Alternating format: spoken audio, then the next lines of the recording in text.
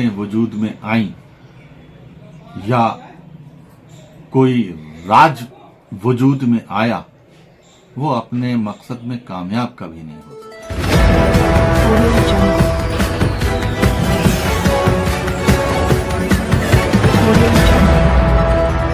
याचिका कार्यकर्ता और सिस्टम पर बड़ा सवाल उठाते हुए एडवोकेट काजी ने कहा। बरेली से खबर बुलंद भारत के लिए कामरान अली की रिपोर्ट। उत्तर प्रदेश के संभल में हुई हिंसा पर बरेली के वरिष्ठ एडवोकेट काजी जुबैर अहमद खान ने बड़ा बयान देते हुए सिस्टम और संभल की सैकड़ों साल पुरानी शाही जामा मस्जिद का विवाद खड़ा करने वाले एडवोकेट विष्णु शंकर जैन की गतिविधियों पर सवाल उठाए हैं। दरअसल उत्तर प्रदेश की मौजूदा भाजपा सरकार की कानून व्यवस्था यानी कि सिस्टम सवालों के घेरे में घिरता हुआ नजर आ रहा है, क्योंकि आज तक किसी भी प्रकार की याचिका कोर्ट में दायर की जाती है तो कोर्ट दूसरे पक्ष को तलब कर उस पक्ष की दलीलें सुनती है। मगर संभल की कोर्ट में एडवोकेट विष्णु शंकर जैन द्वारा शाही जामा मस्जिद में हरिहर मंदिर होने की याचिका दायर की और कोर्ट ने बिना दूसरे पक्ष को तलब किए और बगैर दूसरे पक्ष की दलील सुने ही सर्वे कराने के आदेश दे दिए, जिसका नतीजा पुलिस और पब्लिक के बीच हुई हिंसा के रूप में देखने को मिला। संभल में हुई हिंसा की निंदा देश भर में खूब हो रही है, फिर भी सिस्टम में कोई बदलाव नहीं आया है। एडवोकेट काजी जुबैर अहमद खान ने अपनी प्रतिक्रिया व्यक्त करते हुए कहा, खींच ले। नियम तो ऐसा नहीं है, लेकिन हमारे कानून में ये व्यवस्था की गई है कि कोई भी व्यक्ति विशेष, किसी भी धर्म से ताल्लुक रखने वाला व्यक्ति अपनी ग्रीवांस लेके अदालत के सामने आ सकता है। अदालत उसकी बात सुनेगी और सुनने के बाद दूसरे पक्ष की भी सुनेगी। उसके बाद कोई विधि सम्मत फैसला अदालत करेगी। ये हक भारत के प्रत्येक नागरिक को हासिल है। अब मौजूदा दौर में अब किसी वजह से ये एक फैशन बन गया है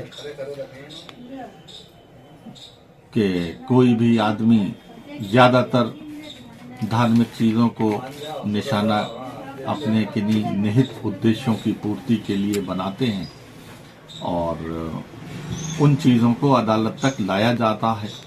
लेकिन हमारे कानून व्यवस्था का एक ये सिद्धांत है कि न्याय करना तो अदालत का फर्ज है ही, ये दिखना भी चाहिए लोगों को कि अदालत न्याय कर रही है।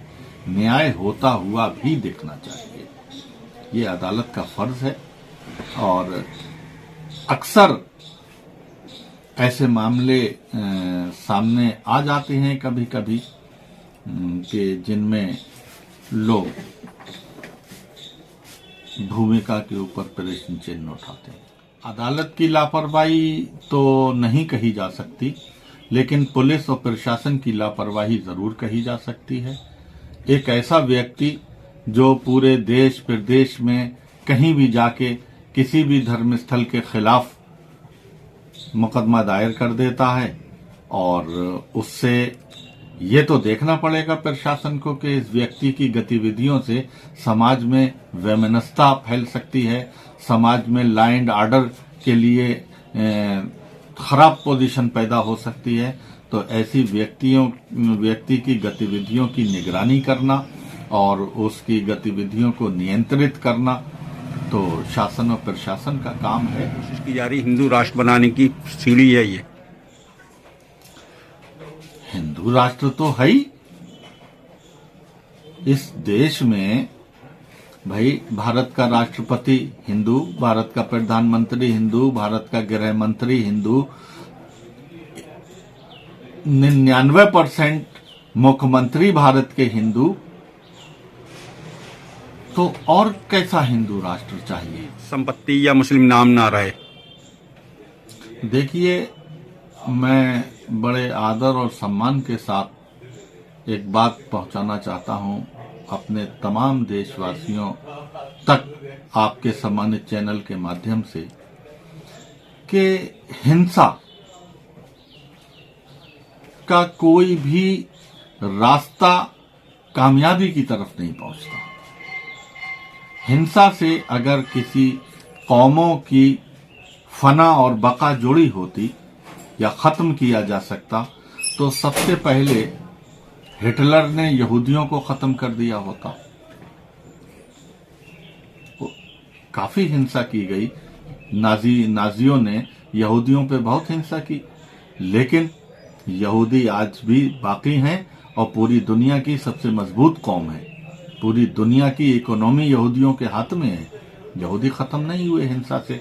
इसी तरह आप देखें कि इजराइल की हिंसा से फिलिस्तीनी खत्म हो गए होते, लेकिन इजराइल भी है और फिलिस्तीनी भी है। ये अलग बात है कि वो किस हाल में है, लेकिन किसी भी कौम का समूल नाश, किसी भी कौम के वंश का नाश हिंसा से नहीं किया जा सकता।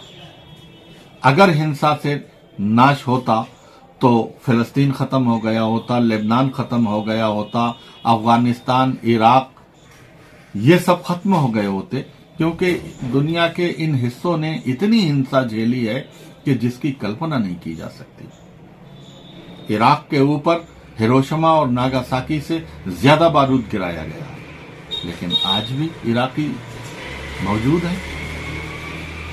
कुछ हजार, कुछ लाख या कुछ करोड़ लोग मारे तो जा सकते हैं हिंसा से, लेकिन किसी भी कौम का समूल नाश नहीं किया जा सकता। तो मैं बड़े आदर और सम्मान के साथ ये बात पहुंचाना चाहता हूं कि कोई भी व्यक्ति किसी भी धर्म के मानने वाला हो, उसके लिए हिंसा के रास्ते पे चलना जो है वो नुकसानदेह है और समाज के लिए, देश के लिए अच्छी बात नहीं है, नुकसानदेह है। हिंसा के रास्ते पे चलने वालों को अगर सरकार की पनाह मिलती हो तो ये दुखद स्थिति है। क्योंकि लगातार देखा जाता है जो हिंसा के रास्ते चलने जा रहे हैं उनका सम्मान किया जाता है, उनको कहीं ना कहीं सपोर्ट की जाती है। उसको आपके नजरिए देखते हैं कि सरकार को अपना बदलाव करना चाहिए। मैं आपको इतिहास की तरफ ले जाना चाहता हूं कि इतिहास गवाह है कि जाति, धर्म, नस्ल के आधार पर अगर हुकूमतें वजूद में आईं या कोई राज वजूद में आया, वो अपने मकसद में कामयाब कभी नहीं हो सका। भारत और पाकिस्तान इसका सबसे बड़ा उदाहरण है। ये दोनों देश एक धर्म के आधार पे अस्तित्व में आया, एक जाति और इलाकाइयत के आधार पे अस्तित्व में आया। दोनों देश नाकाम हैं, पूरी दुनिया देख रही है।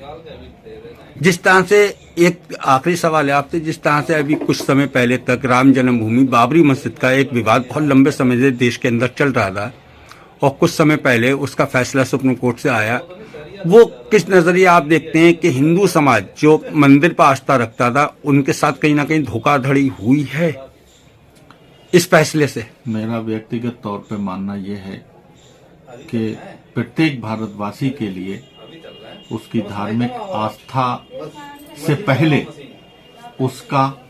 उसके आगे आने वाली नस्लों का भविष्य सुरक्षित करना सबसे अहम मुद्दा है। आज भारतवासी को रोजगार की फिक्र करना चाहिए, अपने बच्चों के लिए एजुकेशन, शिक्षा, स्वास्थ्य की फिक्र करना चाहिए, किस तरह से देश आगे बढ़ेगा और देश हमेशा आपस में प्यार, मोहब्बत, भाईचारा और एकता से ही आगे बढ़ेगा। धर्म के आधार पे अगर समाज को विभाजित कर दिया जाएगा, समाज में नफरतें पैदा हो जाएंगी, इससे किसी का भला नहीं होने वाला है। हमारी जो प्राथमिकता होना चाहिए वो देश हित पहले होना चाहिए, समाज हित पहले होना चाहिए और विकास परक हमारी सोच होना चाहिए। धर्म तो नाकाम लोगों का हथियार है जो अपने आप को समाज में अपने टैलेंट के बिना पे, अपनी योग्यता के बिना पे साबित नहीं कर सकते समाज के सामने, वो लोग अपने को स्थापित करने के लिए, अपने निहित उद्देश्यों की प्राप्ति के लिए धर्म को आधार बनाते हैं और धर्म को हथियार मानते हैं।